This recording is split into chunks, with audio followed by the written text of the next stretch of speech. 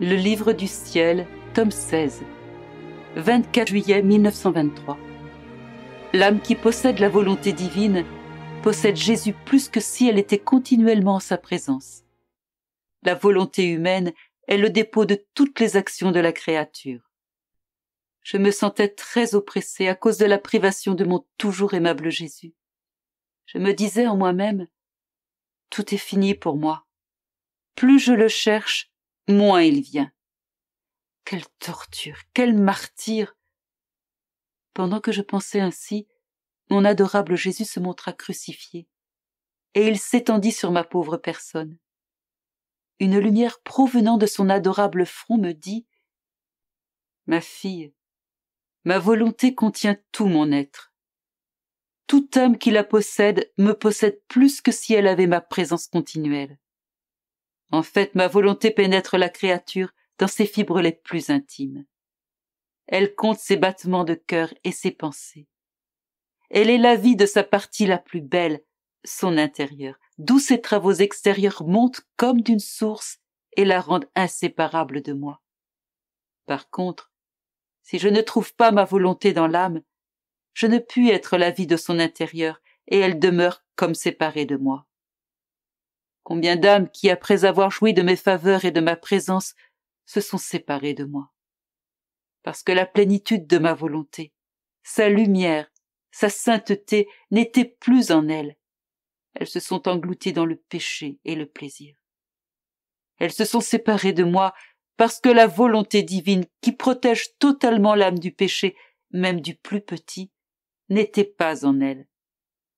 Les travaux les plus purs, les plus saints et les plus grands se forment en ceux qui possèdent la plénitude de ma volonté.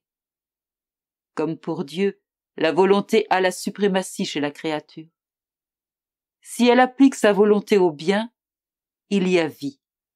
Mais dans le cas contraire, elle est comme un arbre qui, tout en ayant un tronc, des branches et des feuilles, ne porte pas de fruits. Chez la créature, la volonté n'est pas la pensée, mais elle donne vie à l'esprit. Elle n'est pas l'œil, mais elle donne vie à la vue. S'il y a volonté, l'œil veut voir. Autrement, c'est comme si l'œil n'avait pas de vie. La volonté n'est pas la parole, mais donne vie à chaque mot. Elle n'est pas les mains, mais elle donne vie à l'action. Elle n'est pas les jambes, mais elle donne vie au pas. Elle n'est pas l'amour, les désirs, l'affection, mais elle donne vie à l'amour, au désir, à l'affection.